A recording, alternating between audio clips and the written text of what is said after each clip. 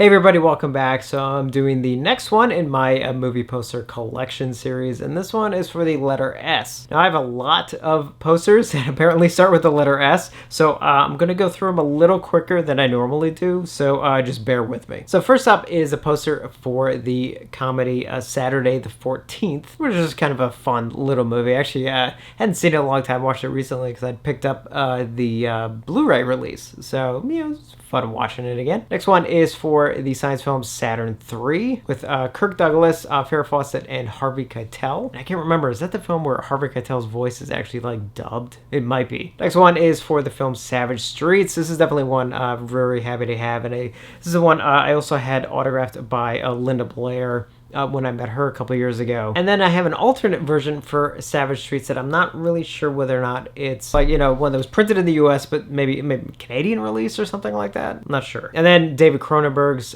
classic Scanners. I am so happy to have this poster. This is one I was after for a while. This is also one, actually, I think I got kind of early on in my poster collecting. And believe it or not, I also have a 40 by 60 poster for Scanners, which is those big, large ones, sort of printed on that thicker stock. Not sure what I could ever do with anything this big. I mean, this is probably one I'll end up selling, but there's also, it's kind of cool to have it, And I also have the lobby card set for Scanners, which I lucked out on several years ago. Next one is for Brian De Palma's Scarface, which I was happy to finally get. And then the film Schizoid, which is definitely an interesting film with Klaus Kinski. And here is my Scream poster, which I do have 3 autographs on so far. I do have, Neve Campbell, Matthew Lillard, and Skeet Ulrich on it. And here is George Romero's Season of the Witch.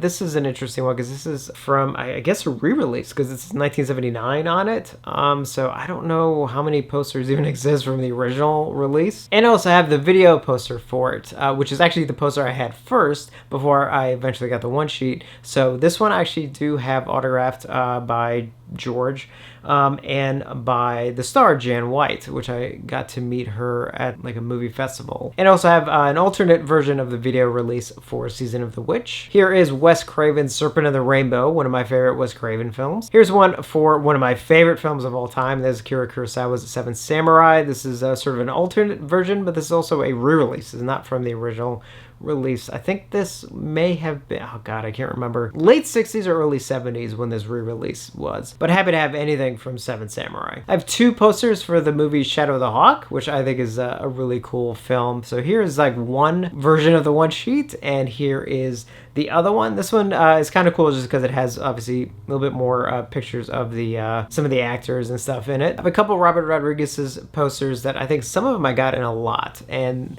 here is for Shark Boy and Lava Girl. Here's the one sheet for Shaun of the Dead. And I also have the Mondo Shaun of the Dead poster that was put out, which sort of makes it look like it's like a comic book cover kind of thing, which is pretty cool. And here is Stanley Kubrick's classic The Shining. Now there are 2 versions of this poster. There's one that is the National Screen Service printed one, and then there was the studio printed one. This is the studio one, not the NSS one, but happy to have it either way because it's an amazing poster. Here's for the movie Shockwaves, and what's cool about this one, for 2 things actually, is the fact that it's printed on a very glossy stock. It's hard to tell from the picture, but the colors in person really pop.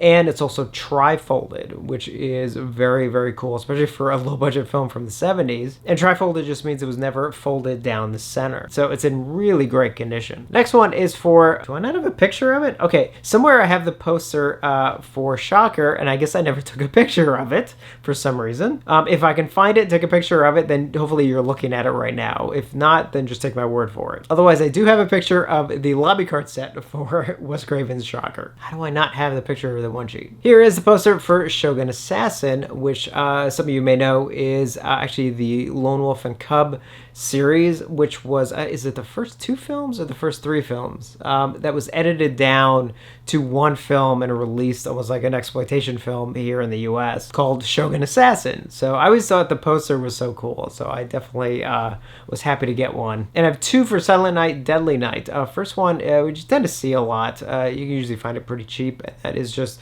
sort of this alternate one that they released. And then, of course, I was lucky enough to finally find the infamous one with, you know, the Santa Claus and the axe and the chimney and all that stuff. I'm like, this was actually a lot harder to find. Here is the werewolf film A Silver Bullet, which I really love. Kind of like the simplicity of the poster. Next one is for Robert Rodriguez's Sin City, which is kind of simple because it's basically just the actors, but I do like that they did give it that black and white harsh contrast with the rain and everything to, you know, kind of really give it the look of the film. Next one are 2 lobby cards for Singing in the Rain. Not from the original release, it is from a re-release from 1962. So this is just 2 lobby cards that I happened to find pretty cheap at one point, which was happy to get. Here is Brian De Palma's Sisters, which is a very, very cool poster. And here's for the John Hughes classic 16 Candles, which I don't remember actually getting.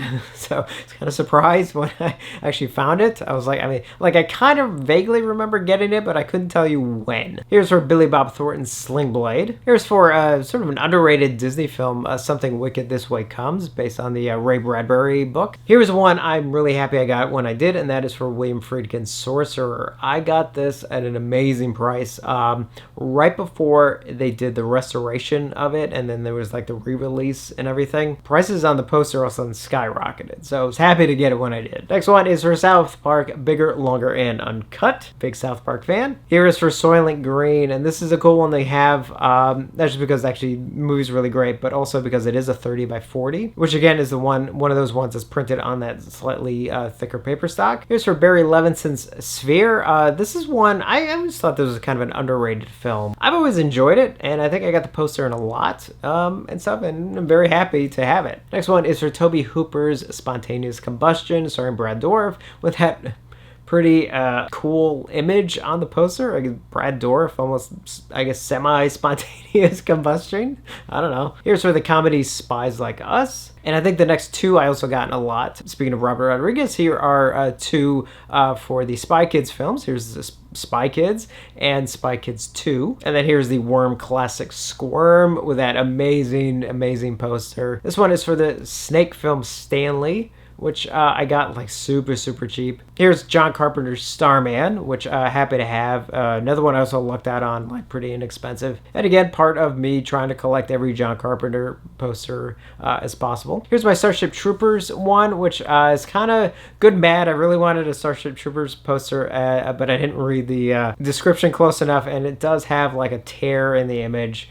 Like in the actual image, which kind of bummed me out. Here's a Star Trek 6 poster, which I think I got a lot, but I'm a fan of the Star Trek movies. Not as much as Star Wars, though. I'm a bigger Star Wars fan, which now takes us to my Star Wars posters. So first up, here is the teaser poster for Episode 1, and then the one sheet for Episode 1, as well as the 3D re-release of Phantom Menace. And then here's the teaser poster for Attack of the Clones, as well as the one sheet for it as well.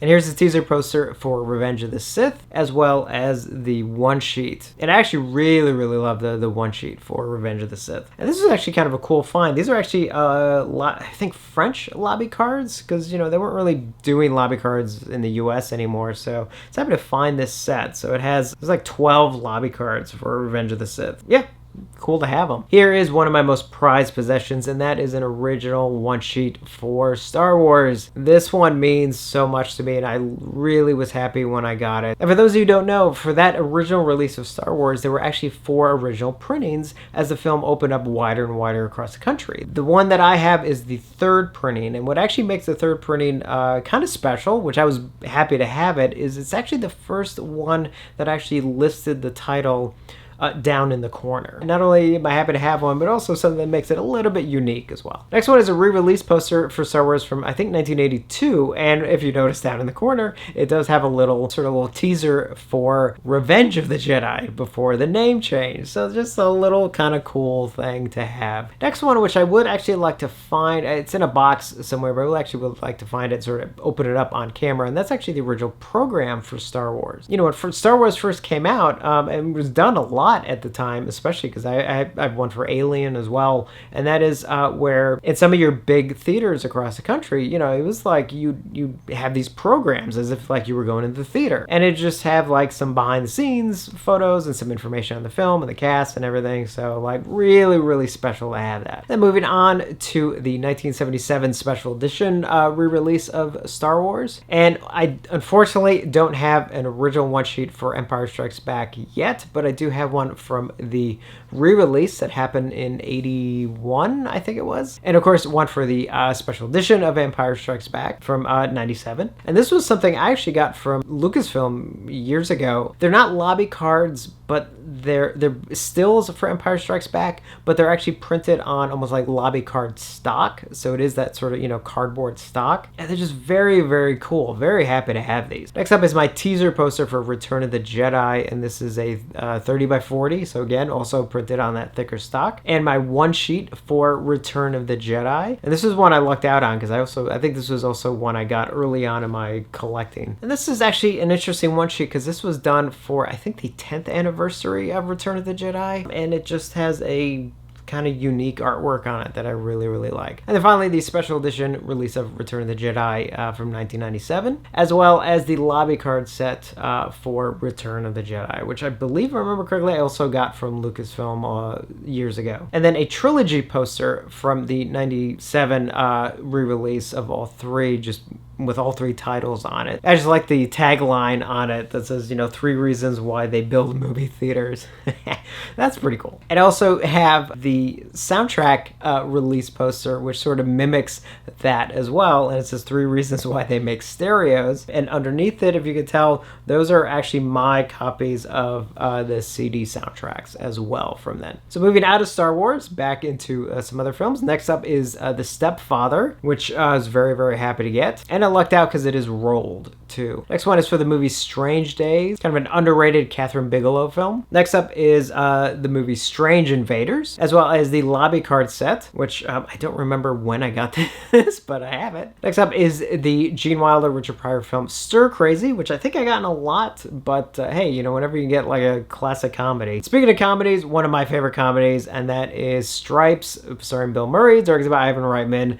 I was really excited when I finally got this poster, as well as the lobby card set. Very happy to have these because, again, I love Stripes. I think I've watched it like a million times. Next up are 2 posters for Larry Cohen's The Stuff.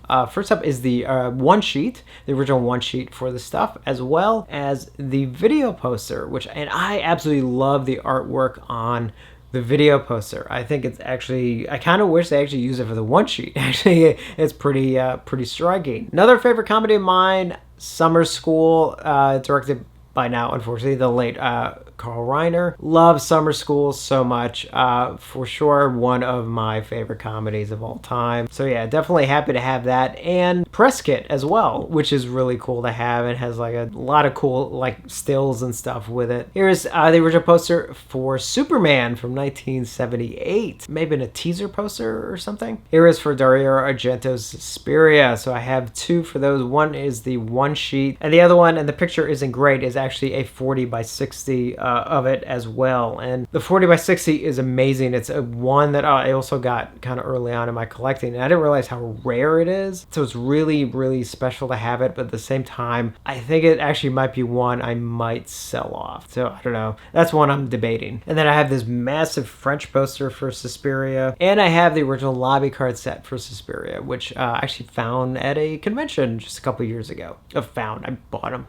You know what I mean. Next up is for Wes Craven's Swamp Thing. So I have the original one sheet, and I also have the half sheet, which actually I keep forgetting I even have. Next up is for the slasher film Sweet 16. It's a very cool image. Next up is for Jack Hill's Switchblade Sisters, and I believe this is actually from the re-release that was done like in the late 90s. I think it was from Tarantino's company. And then finally, we got to the end of the S's, is The Sword and the Sorcerer, which is a very cool image on it. So that's it. We actually got through the S's. So definitely let me know your thoughts on which ones you think I should keep and which ones you think I should probably sell off. Obviously anything autographed, and the Star Wars ones, those are definitely keepers. And next up will obviously be the letter T. That one could be a little bit of a long one as well. So as always, thank you for watching, and I will see you on the next one.